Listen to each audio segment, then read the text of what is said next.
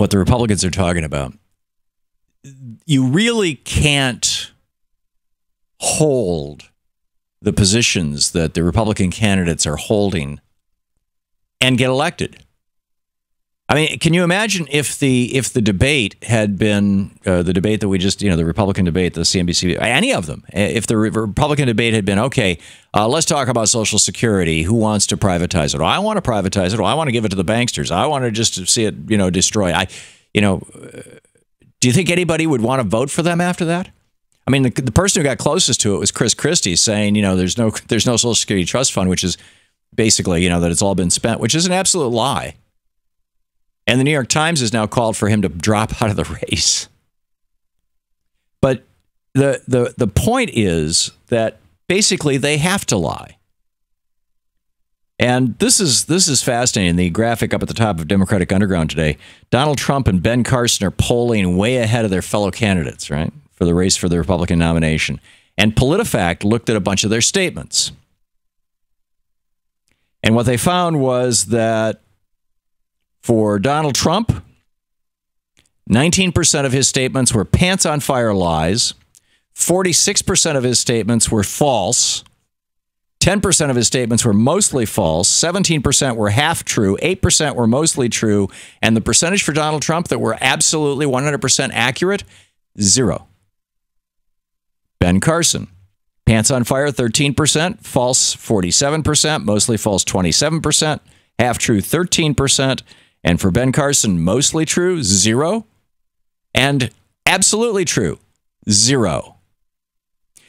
Case in point, Ben Carson was asked during the debate if he was, still hooked up with this vitamin company that has a pretty sketchy past. In fact, it got, the pretty sketchy past got laid out in the question. Here's the question from the debate. There's a company called Manitech, a maker of nutritional supplements with which you had a 10-year relationship.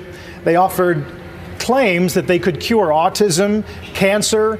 They paid $7 million to settle a deceptive marketing lawsuit in Texas, and yet your involvement continued.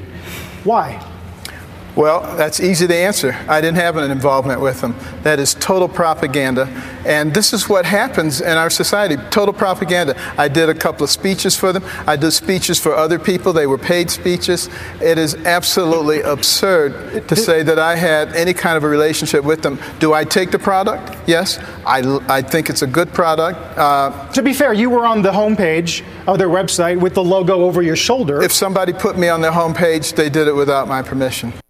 So that's Ben Carson lying about his affiliation with Manitech. And in fact, there's a 3-minute ad for Manitech narrated by Ben Carson. The Daily Mail has it on their homepage, which is, hang on just a second, dailymail.co.uk. And here's a little piece of it. Check it out. A company like Manitech is that they recognize that when God made us, He gave us the right fuel. And that fuel was the right kind of healthy food. We live in a society that's very sophisticated, and sometimes we're not able to achieve the original diet. And we have to alter our diet to fit our lifestyle, which means that many of the natural things are not included in our diet. And basically what the company is doing is trying to find a way to restore natural diet as a medicine. There you go. It's here, have some vitamins. They're taken from plants, and it's medicine. And this is what I like about Manitech. And he's just lying. Right now you've seen that or heard that or both. Once again, Shana, what did he say when he was asked about it? Can you just jump right to the middle of that clip to his answer, to his response, or we can play the whole thing as you wish. Well, that's easy to answer. I didn't have an involvement with them. That is total propaganda. Right. Total propaganda. And this now there's actually a practical reason why, generally speaking, Democrats don't lie and Republicans must. you will recall, after the Democratic debate, there wasn't a lot of fact checking going on because there wasn't a bunch of lies being told.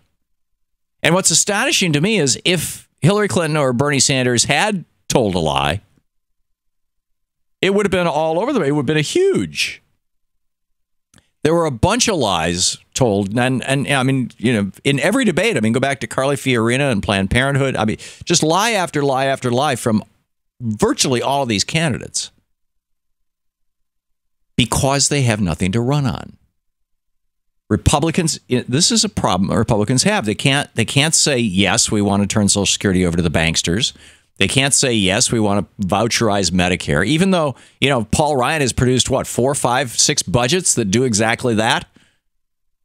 That if we had a Republican president right now with a Republican House and Senate, these would be the law of the land. Social Security would be gone. Or at least it would be in the hands of Bank of America or Wells Fargo and or Citibank or Chase or Goldman. Medicare would be completely run by United Healthcare. Your roads would be privatized. You'd have to pay to drive on them. It would be increasingly difficult to put solar on your home. I mean, these are the things that the Republicans actually do. This is what they stand for. Defending the interests of the fossil fuel industry, defending the interests of the banksters, defending the interest of big pharma, and to hell with the little guy. The Republican Party does not pursue any. Now they lie about it. They don't pursue any policies that help the middle class. They lie to say that they do. Reagan did. Hey, we're going to drop the top tax rate from 74% down to 25%. Now, average person thinks, holy cow, I'm getting a tax cut. No, he wasn't talking about you. You don't pay the 74% rate. Rich people pay the 74% rate. But they sold it to us as a tax cut for all of us. And like nice lemmings inside, the media never called Reagan out on it. And they continue not to call out Republicans. And so they continue to lie.